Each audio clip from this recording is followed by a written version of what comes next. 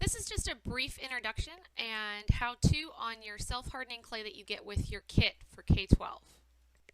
When your kit comes, you're going to have a bag of clay. It may look like this or it may not, but in any case, it's always going to be this self-hardening clay. When you get it, you're going to get a ton of clay. So you're really not going to need to use all of this clay. This is actually quite a bit of clay that you get. So you want to take it out of the bag to get started. You can actually discard that outer bag because that's not really going to do anything to keep your clay from drying out. Your clay is going to come in a bag like this. If the bag is one that is pretty thick, which this one is not, then you'll be fine. This one isn't that thick, so it could easily tear, so I'm actually going to, after I'm done, keep this in a Ziploc bag, a large gallon-sized Ziploc bag, or take some saran wrap and really wrap it up tightly, because any air that gets to your clay is going to dry it out. Now remember, before you get started, to make sure that you have all your supplies ready to go.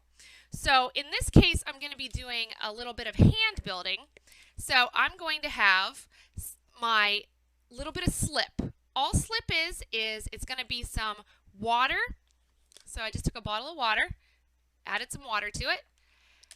A little bit of clay. You can see the little bit of balls of clay in there. And for that, you're just going to take some clay and just pull some balls off of it. Stick it in the water. And then you're going to mix it up. And that's going to create this sort of weird pudding-like consistency. And you're going to need that anytime you connect two pieces of clay together. You're going to want to make sure that your table is covered. Clay is very messy, so I have just some newsprint, came in the mail, put it on the table. I have a little cloth, paper towel, anything to wipe your hands with while you're working.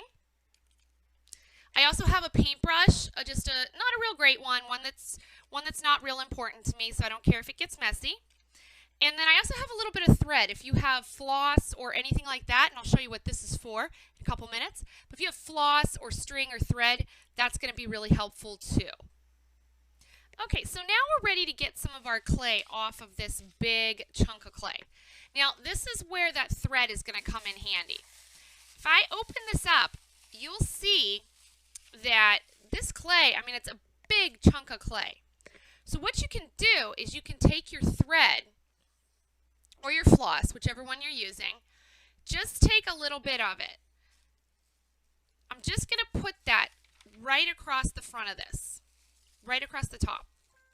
And then I'm just going to hold on to one end, so I'm holding real tight onto one end, and I'm holding on real tight to the other end. And I'm just going to drag that thread through until I get the amount that I want. And what you'll see it does is it actually cuts it really cleanly for you.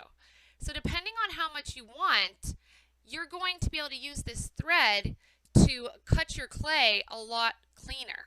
Instead of trying to use a knife or something like that and trying to cut into this very wet clay, which is going to be really difficult to do. Okay, so once I have my piece of clay and I'm ready to start working, I'm going to be showing you first just a real basic coil build. So for that, I'm just going to make a ball. So I'm just going to roll out my ball of clay, just like, if you're playing with Play-Doh or something like that. And I'm just going to press it down. Now, I don't want this to get too thin, but I also want to watch how thick I leave it.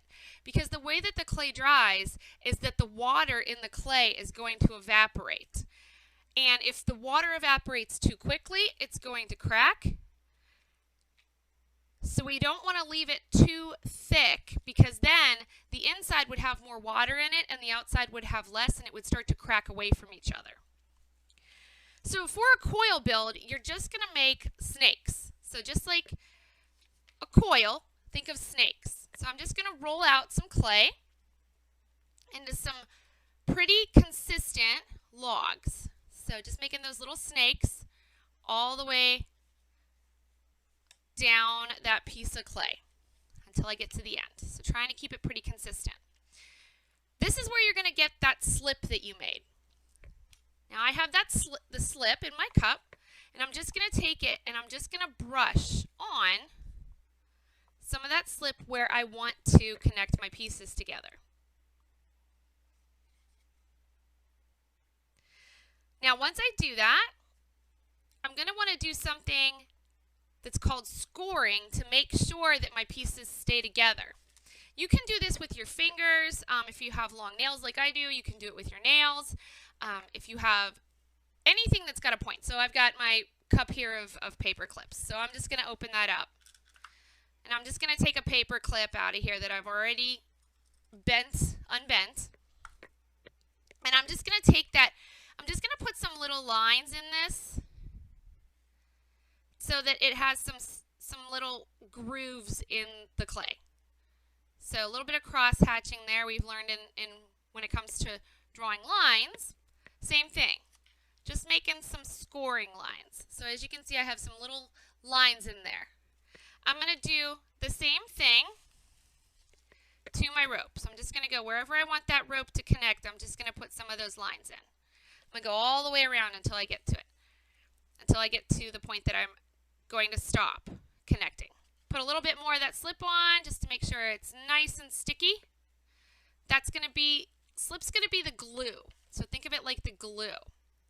Then I'm just going to take and I'm going to put one row on here. Now my snake here is longer than I need for it to be. But the reason is because now I'm going to layer it. But because I'm, again, putting clay together, what do I need to do? Well, I need to score it and I need to put some slip on it. So I'm going to go around, going to put those score lines in, going to do the same thing to the piece that I'm going to be connecting.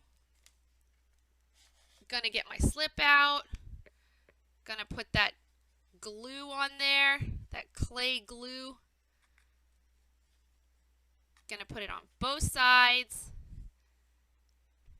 And I'm going to do it again. I'm going to go around again.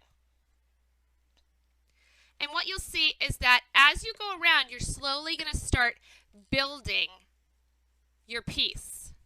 Now, if your piece you run out of clay, but you want to make it taller, just roll another piece and then put it on there. Now, what you can do here, you can leave it like this, or if you want, you can work on molding it.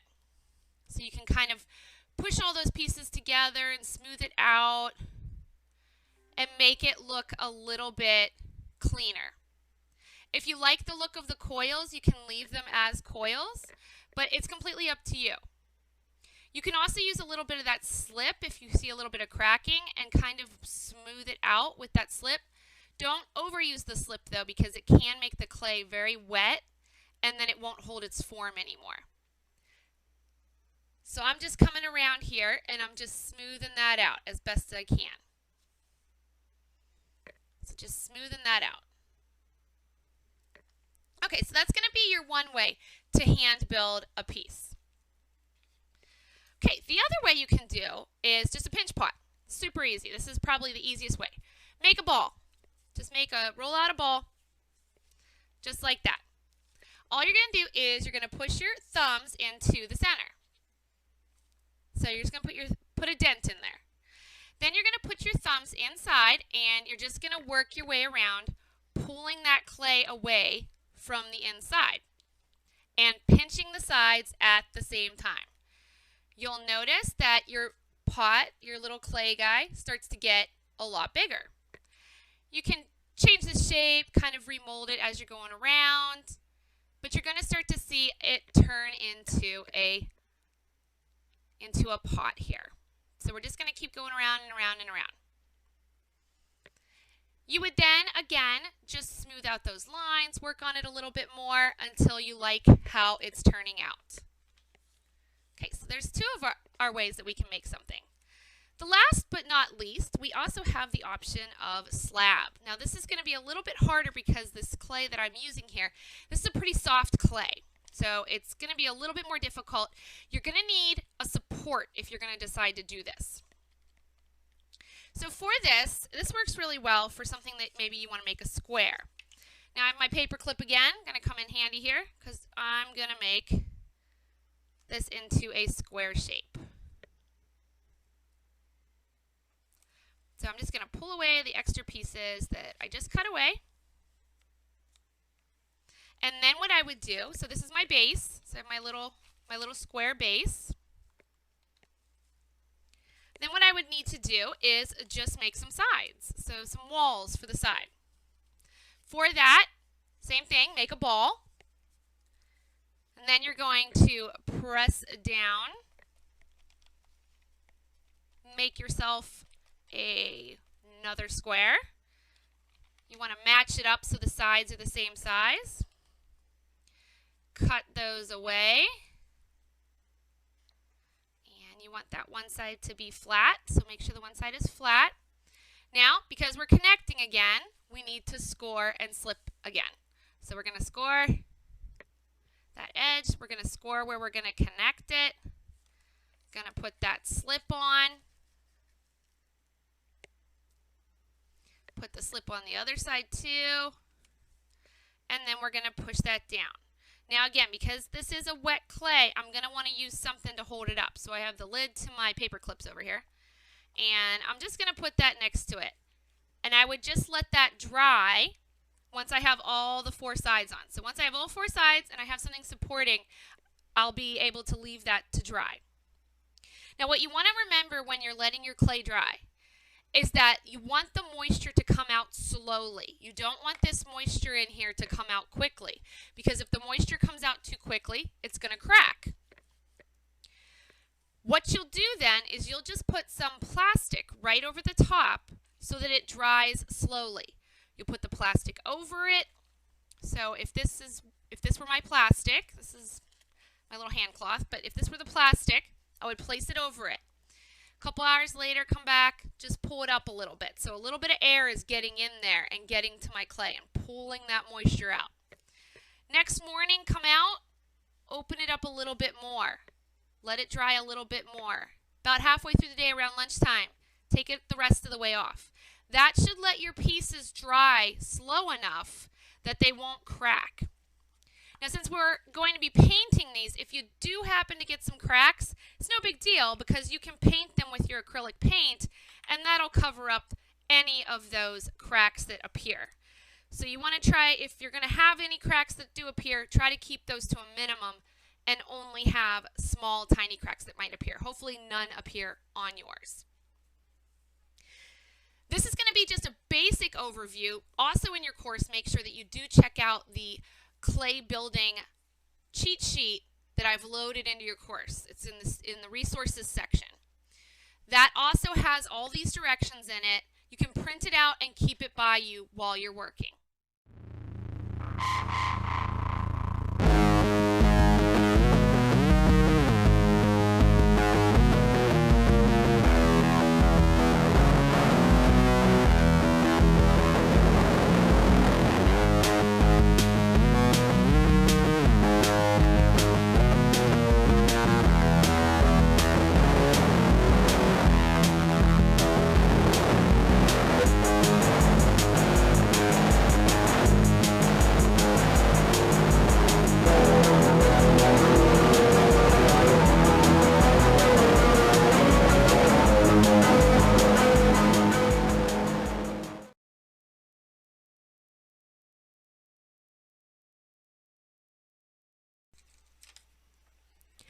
Okay, so now that my piece has dried, we are ready to paint. So for this, we're going to be using our acrylic paints. Now remember, you really actually only need the 3 primary colors and you'll be good to go. So I have pulled out the vermilion, the ultramarine blue, and the lemon yellow. And I put those 3 onto my paper plate. Now you'll notice that some of them, when they come out, they might have a little bit of this goo on it. That is completely fine. That is just the sizing and the pigment have separated. So if you just mix it back up together, you'll be fine. It'll work just as well as it did before. If you use a paper plate like this, it works great because then if you need to mix any of the colors, all you have to do is take a little bit of one of the colors, put it onto the paper plate, scoop up a little bit of a different color, and put that right there with it. And whenever you mix those together, you will get the colors that you want. So if I want to make purple, I'm just going to mix some red and some blue. Once I have the colors that I'm looking for, I'm just going to come in and I'm going to paint my piece. So I'm just going to put some paint on there, just get whatever color it is I'm looking for, Going to come in here, I'm just going to do the whole thing, just keep going until I completely cover my piece with whatever color it was I was looking for. Recommend that you do a one cover of it and then come back over and do your second coat. That way you'll get all those little nooks and crannies on your piece filled in.